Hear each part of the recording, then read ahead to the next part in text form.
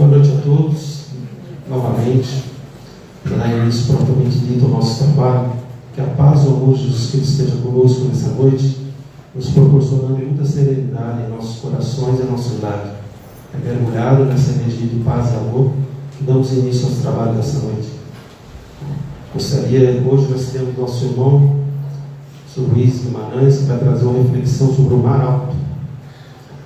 Mas antes de passar a palavra ao nosso irmão, gostaria de passar aqui dois recadinhos que sempre passamos.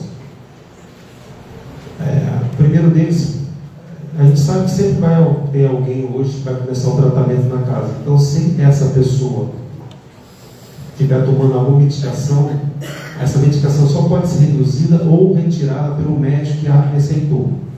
Na nossa casa, nunca ninguém vai pedir ou vai orientar alguém a tirar alguma medicação. Nós sabemos que o tratamento espiritual é complementar e ajuda muito as pessoas, mas medicação só o médico pode ser modificado ou retirado, tá bom? Outro recadinho, deixamos os nossos irmãos com a distância, um recadinho, uma sugestão, se quiser colocar um pouco de água, após a nossa palestra faremos a nossa oração de frutificação da água, que seja para você e na atenção de alguém, para receber os bálsamos de cura das suas necessidades dessa noite. Gostaria de convidar a todos para a prece de Cáritas, está projetada aqui na parede. Prece de Cáritas. Deus, nosso Pai, que sois todo o poder e igualdade, dai a força àquele que passa por provação, dai luz àquele que procura a verdade, pondo no coração do homem a compaixão e caridade. Deus, dai ao viajor a estrela guia, ao aflito a consolação, ao doente o repouso. Pai, dai ao culpado arrependimento, ao espírito a verdade, à criança o guia, ao órfão o Pai. Senhor, que a vossa vontade se estenda sobre tudo que criaste. Piedade, Senhor, para aqueles que não nos conhecem. Esperança para aqueles que sofrem. Que a vossa bondade permita aos Espíritos Consoladores derramarem por toda parte a paz, a esperança e a fé. Deus, um raio, uma faísca do vosso amor pode abrasar a terra. Deixai-nos beber na fonte dessa bondade fecunda e infinita, e todas as lágrimas secarão, todas as dores acalmar o céu. Um só coração, um só pensamento subirá até vós, como um grito de reconhecimento e amor.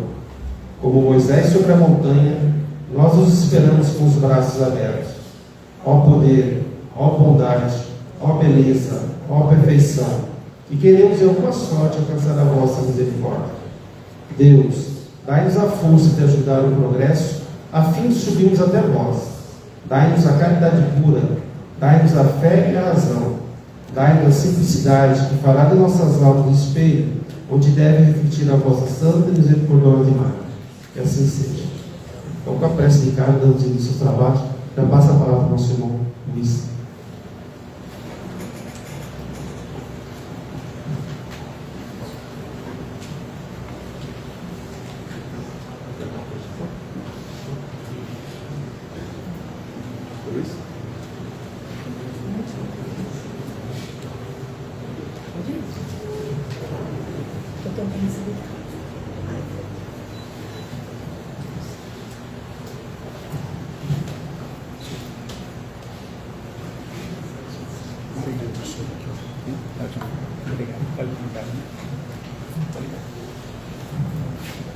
Boa noite a todos.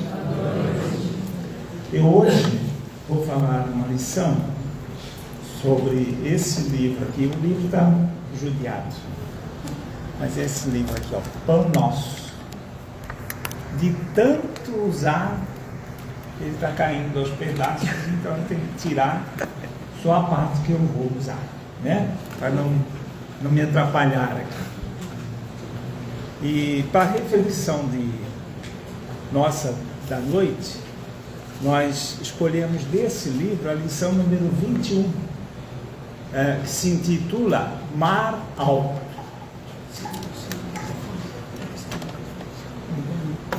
Não, fica tranquilo, obrigado. Essa lição, esses livros, eles todos se baseiam num versículo bíblico. Então, Emmanuel pega um versículo bíblico, que é uma linha do Evangelho, e em cima desse versículo ele faz um comentário de 2 páginas. E isso, no meu entender, ele cumpre exatamente aquilo que Jesus nos colocou, que seria a função do Consolador que ele nos enviaria. Ele foi muito claro: o Consolador vos esclarecerá de tudo o que eu tenho dito. Então, vou ler o texto do versículo e depois o que Emmanuel comenta sobre ele. O versículo está situado em Lucas, capítulo 5, versículo 4. E quando acabou de falar, disse a Simão: faze-te ao mar alto e lançai as vossas redes para pescar. Aí Emmanuel começa o seu comentário. Este versículo nos leva a meditar nos companheiros de luta que se sentem abandonados na experiência humana. Inquietante sensação de solidão lhes corta o coração. Choram de saudades, de dor, renovando as amarguras próprias. Acreditam que o destino lhes reservou a taça da infinita amargura. Rememoram compungidos os dias da infância, da juventude, das esperanças torradas nos conflitos do mundo.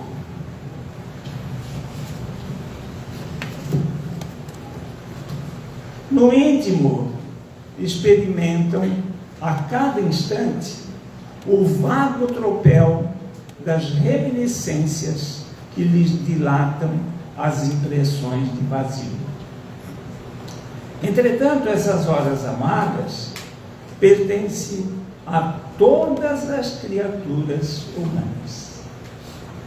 Se alguém as não viveu em determinada região do caminho, espere a sua oportunidade, porquanto, de modo geral, quase todo espírito se retira da carne quando os frios sinais de inverno se multiplicam em torno.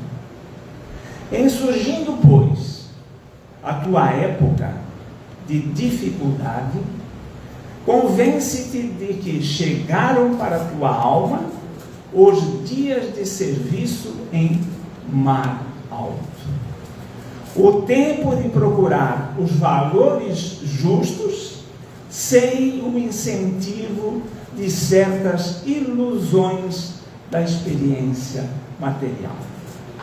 Se te encontras sozinho, se te sentes ao abandono, lembra-te de que, além do túmulo, há companheiros que te assistem e esperam carinhosamente.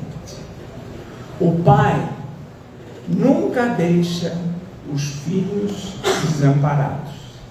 Assim, se te vês presentemente sem laços domésticos, sem amigos certos na paisagem transitória do planeta, é que Jesus te enviou a pleno mar da experiência, a fim de provares tuas conquistas em supremas lições. Esse texto, para nós espíritas, que já temos uma base do conhecimento do espiritismo, ele faz todo o sentido.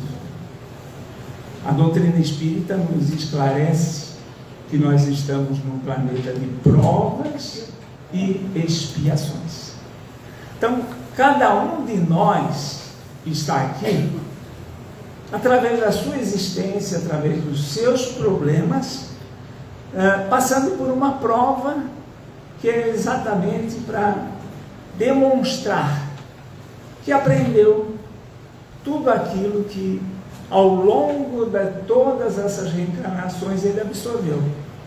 Então estamos em provas para fortalecer aquela nossa esperança no futuro, a nossa fé em Deus. A doutrina espírita, e Deus, quando a enviou através do Consolador, ele enviou para todos. Ela não surgiu numa casa espírita como essa, isolada. Ela surgiu no seio das religiões. Ela surgiu no seio do catolicismo e no seio do protestantismo. Não haviam médiuns espíritas. Haviam médiuns de todas as religiões, inclusive ateus. E esses médiuns é que nos trouxeram a codificação. E eles estavam inseridos nas religiões. As religiões conheciam isso que hoje nós realizamos, as reuniões mediúnicas, os pronunciamentos espirituais. Aqueles que quiserem conhecer um pouco mais sobre o assunto, existe um livro chamado Roma e o Evangelho. Qualquer pessoa pode procurar isso na internet, porque esse livro existe em PDF, para qualquer um consultar. Esse livro foi editado por padres e bispos católicos. Eles realizavam reunião mediúnica na igreja, em Lérida, na Espanha. O Papa, ele mandava o seu secretário olhar as reuniões e relatar para ele o que acontecia nessas religiões. E se alguém examinar esse livro foi uma bênção do alto. Em função de vir destinado à maior religião praticamente do planeta, ele tem mensagens que pouquíssimos livros espíritas contêm. Mensagem dos discípulos, mensagem de Maria, de José. Os grandes expoentes do Espiritismo mandaram mensagem desse livro, porque era um livro de muita importância. É um livro destinado às religiões. No entanto, esse livro foi publicado, mas a igreja não teve nenhum interesse, pelo contrário, censurou. Ela não fez a mínima questão de divulgar essa informação que chegou no seio da religião. Eu vou repetir o nome para que ninguém esqueça: Roma e o Evangelho. Tem lá uma mensagem de Jesus. Eu estudo a doutrina espírita há muitos anos. Eu não ouso dizer que essa mensagem não foi de Jesus. Até porque essa mesma mensagem, praticamente idêntica, ela foi dita pelo Espírito Verdade, quando ele nos coloca aquela famosa frase: Espíritas, amai-vos e instruí-vos. E ele acrescenta nessa frase: no Evangelho estão todas as verdades. Foi inserido nele falsidades que foram introduzidas pelos homens. E Jesus, nesse livro Roma e Evangelho, diz: o meu Evangelho é a lei. O que está fora da lei é do Evangelho dos homens. Veja, coincidência ou evidência de que a procedência é boa. Então, essa mensagem existe também para protestantes. Existe um livro que um pastor protestante, ele alerta a igreja protestante no sentido de que se tratem bem os espíritas, que eram um grupo participante da igreja que não eram muito bem vistos, porque faziam coisas diferentes do que estava acostumado a fazer. Eu pergunto para vocês: Nós tivemos o privilégio de conhecer a doutrina espírita. Uma lição dessa confortadora para os tempos que vivemos, nós a lemos na casa espírita, nós a conhecemos, e ela é muito clara. Ela nos diz que essa situação se passa com praticamente toda a humanidade. E eu lhe pergunto, nós espíritas somos 3,5% da população. Como é que fica os 97% que não conhecem o Espiritismo? Que, por força das lideranças religiosas da época, afastaram o Espiritismo da igreja.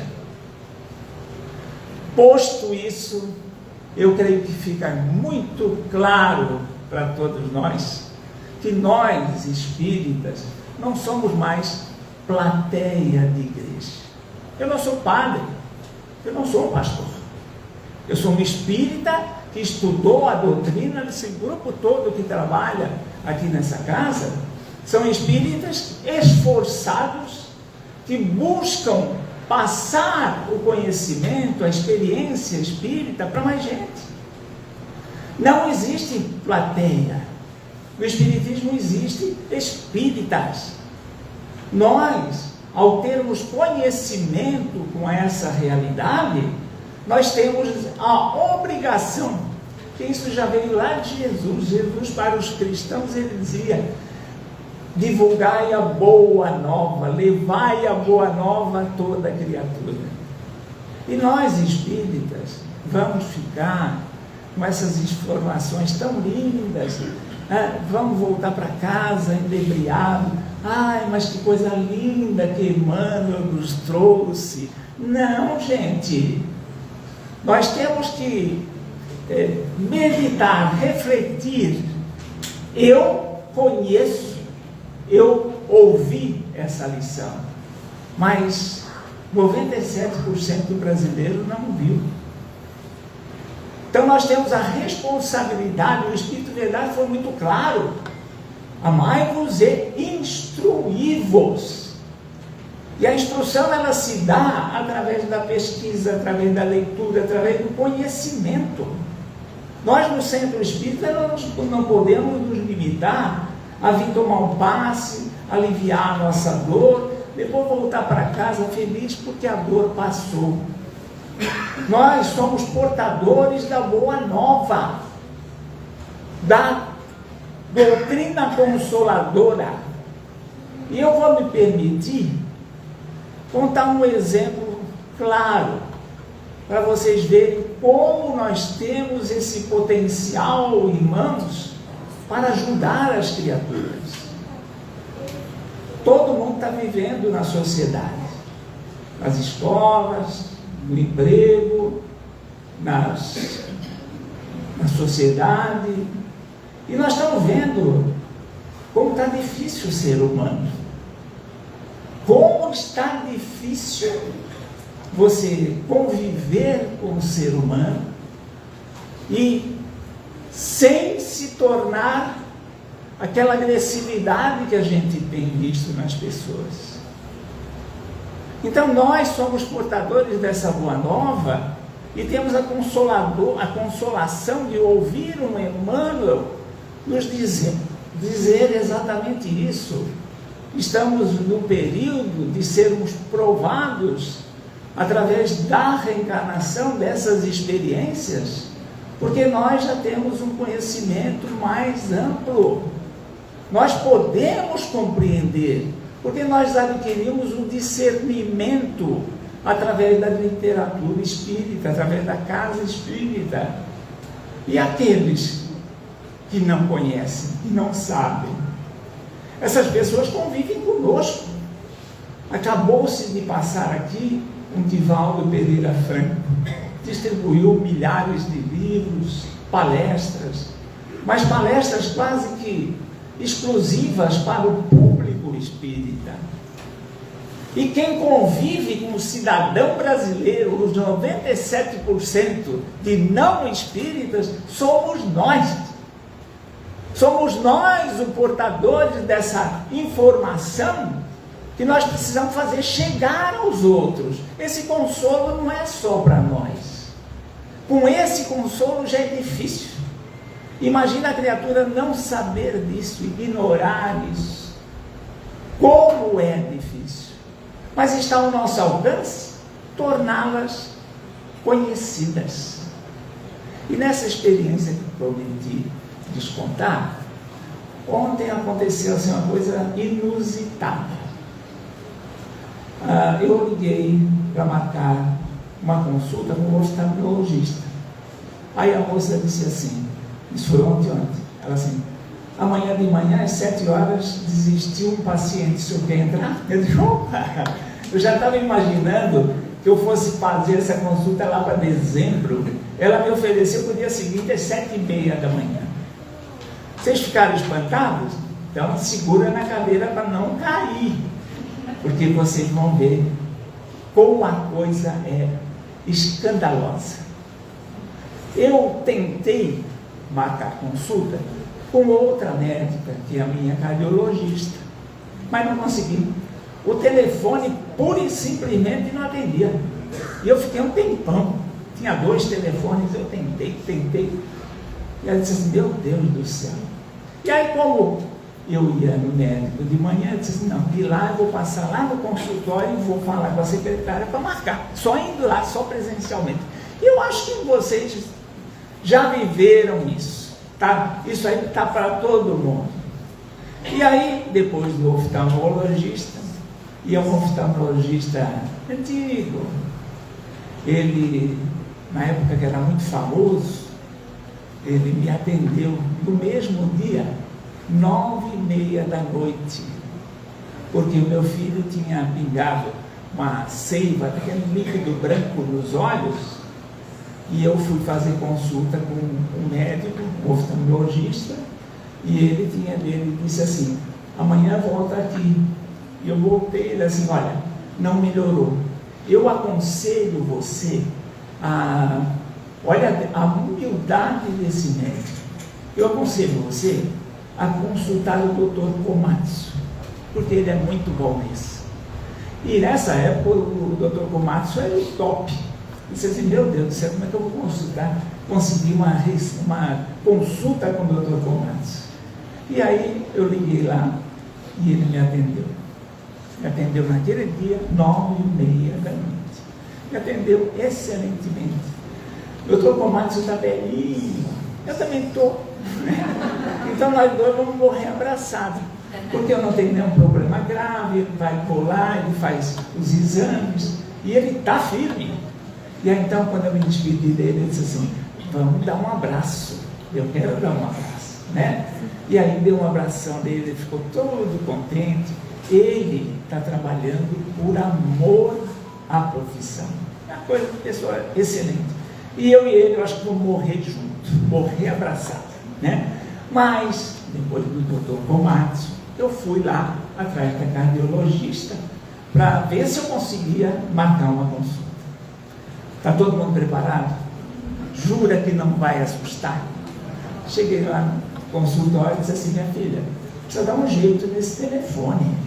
Ela assim, por quê? Eu assim, ontem eu fiquei a tarde inteira tentando ligar para cá, não consegue, simplesmente não se consegue ligar aqui. Aí ela assim, mas não é tanto assim, a gente atende várias solicitações por telefone, né? Mas está ruim isso aí. Ela assim, o senhor teve de vir aqui, o senhor está se lamentando, mas acabou de desistir da consulta a cliente das outras. Eu olhei assim, me segurei. Até ela assim, olha, quando eu contei a história da primeira, ela assim, vê que bicho é esse e vai jogar. Então, moral, eu consegui 2 consultas na Unimed, praticamente no dia seguinte. Eu até brinquei com ela, a Unimed está boa, hein? Tá atendendo a gente quase que no dia seguinte. Ela assim, na Unimed não, a secretária. Então, gente, o que eu digo para ainda não terminou, tá? Eu digo para vocês isso. Coincidência? Muita coincidência. Mas não parou aí. Eu fui consultar com a médica. A médica reclamando da vida. Senhor Luiz, está difícil. A humanidade está muito difícil. E eu explicando para ela, eu disse, não, querida, as pessoas que chegaram no grau de compreensão que nós estamos, elas estão aqui exatamente para dar o exemplo, para consolar, para orientar, né? E aí ela me contou, ela ficou à vontade e me contou. Tinha uma paciente oncológica para consultar com ela, e ela deu preferência a essa paciente oncológica, né? Porque a moça colocou na ficha que a paciente tinha vindo de uma sessão de quimioterapia. Então ela chamou a paciente, que ela vai lá, chama no local. Quando ela chamou a paciente, a outra, uma senhora, um marido, ela disse assim, aqui não se respeita mais a marcada, a data da consulta e o horário. Ela ficou quieta, levou a paciente lá para dentro e atendeu. Depois atendeu a senhora. Quando ela atendeu essa senhora, olha a delicadeza dessa médica. Eu ali não teria a mínima dúvida em soltar os cachorros naquela médica. E eu admirei, disse, ela nem falou que a moça tinha problema. Aí ela assim, eu não falei para não expor. Olha que pessoa boa. E aí quando chegou a outra que ela foi dar a explicação, ela não aceitou. Não aceitou, ficou brava, continuou brava. Vocês sabem o que o marido dessa mulher falou para a médica? Sua vagabunda. Gente, então ela estava desesperada, estava realmente frustradíssima. E aí eu aproveitei. Surgiu a oportunidade.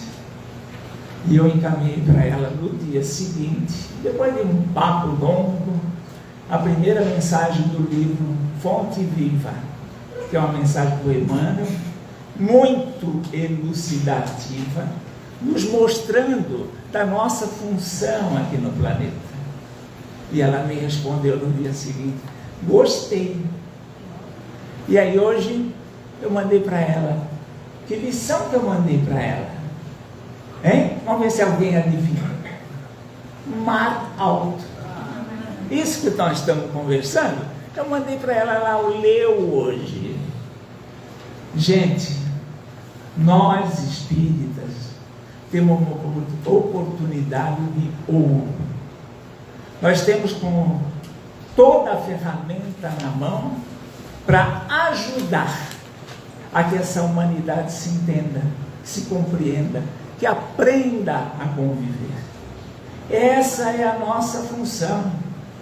Nós não somos plateia para ouvir padres e pastores. Nós somos plateias para ser estimulada a leitura do livro espírita, para adquirir o conhecimento, com o conhecimento, o discernimento e poder passar para as criaturas. Não se omitam, procurem saber e procurem divulgar. Nós temos um tesouro na nossa mão que às vezes a gente não tem a consciência. Por isso que eu bato sempre nessa tecla.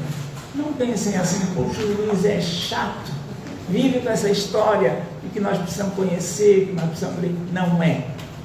É uma informação, porque, olha, é chato. Quando a gente desencarna, chega lá feliz, né? Buscando um lugarzinho no céu, e aí os espíritos falam para a gente assim, ih, rapaz, você vai ter que voltar e fazer tudo de novo, você não entendeu nada. Que Jesus nos abençoe a todos. Que assim seja.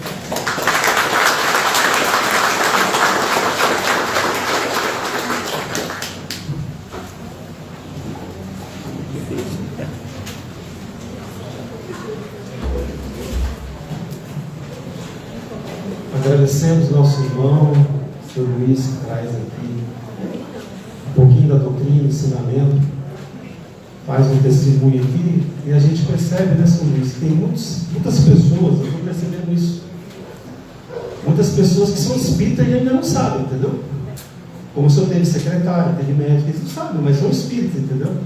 Então, o nosso propósito como espírita é ser humano, ser um homem de bem, levar a informação, mas respeitando sempre o tempo das pessoas. Então, é muito importante isso que o senhor fala, e a gente agradece de coração que o senhor possa levar a sua mensagem para outros irmãos de outros lugares. Muita paz, saúde e sabedoria. Agradecemos então ao nosso irmão. Passo agora a segunda fase do nosso trabalho, que é a nossa mané, para fazer a oração de fluidificação da água.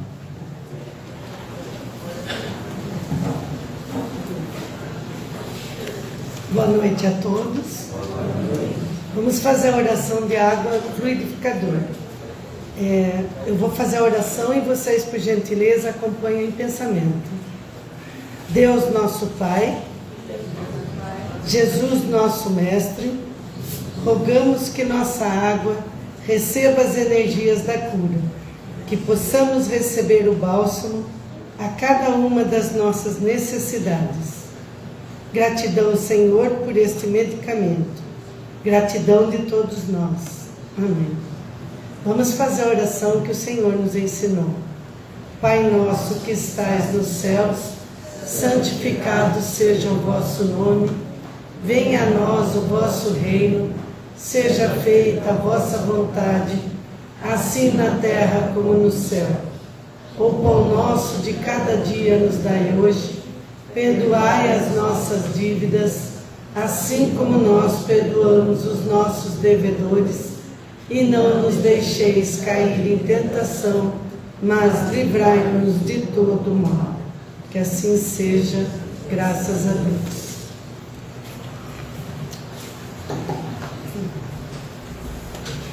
Agradecemos ao nosso irmão pela oração de purificação.